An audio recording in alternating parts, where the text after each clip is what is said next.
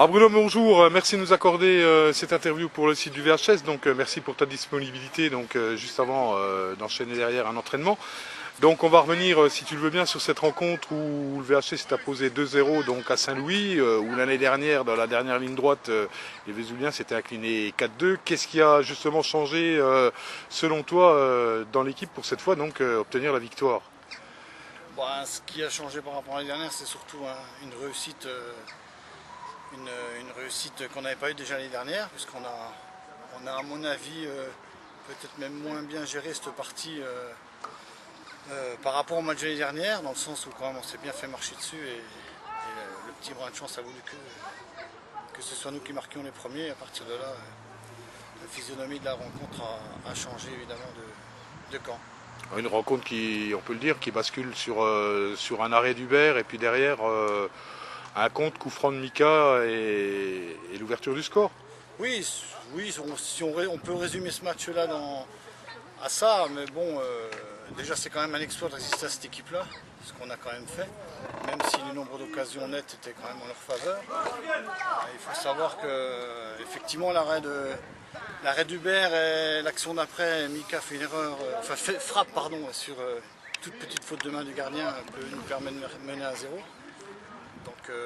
Donc voilà, ce qu'il faut surtout retenir, c'est que les gars n'ont pas lâché. Ça c'est une formule qui marche assez souvent dans ces genres de matchs. Mais, voilà, quoi. Ils ont eu beaucoup d'occasions, ils les ont pas mis au fond. Nous on est resté malgré tout solide et unis, et à partir de là, celui qui marquait devait l'emporter, c'est ce qui s'est passé. Une équipe de Vesoul opportuniste. Ouais, on peut dire ça, ouais. Et puis samedi, donc, nouveau déplacement, cette fois à Pontarlier. Pontarlier donc, qui a rejoint le groupe du VHS cette saison, qui jouait d'habitude plus, on va dire, avec des équipes du centre et du sud. Une rencontre qui est loin d'être évidente, et puis un déplacement délicat et périlleux. Déjà, Pontarlier, ça reste un derby. Enfin, dans la tête des joueurs d'un point de vue Franche-Comté, c'est vrai que Pontarlier, ça a toujours été des matchs un peu particuliers, tendus, rugueux, où les duels ont leur part d'importance. Donc à partir de là, c'est déjà un match un petit peu différent d'un autre match. Et cette année, je pense que cette année, c'est peut-être leur saison à Pontarlier. Ils font du bon boulot. Jean-Luc Courtet fait du bon boulot depuis des années. Oui, ils ont eu des beaux résultats en matchs amicaux d'ailleurs. Voilà, donc peut-être qu'il y aura une année, et pourquoi pas celle-là, où ils me paraissent quand même assez costauds. Les matchs amicaux ont été favorables. Et voilà. Nous, on reste aussi costauds, donc ce sera forcément un bon match, quoi. Et puis pour finir, donc, je vais te demander tes impressions et ta réaction sur Strasbourg, on va dire l'équipe 1, cette fois, qui rejoint le groupe C de CFA2. J'ai pas forcément.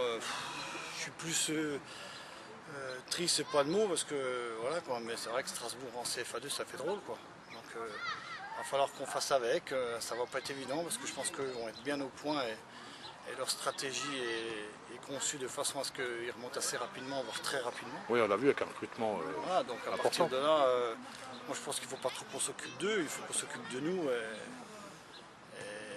Et voilà, mais c'est sûr que ce sera un client pour la montée, ça c'est clair, quoi. Eh ben, reste à te remercier Bruno, à te souhaiter une bonne semaine puisque tu remplaces Jean-Paul cette semaine. Et puis bonne semaine, bonne préparation pour ce match à Pontarlier et puis à très bientôt. Je te remercie.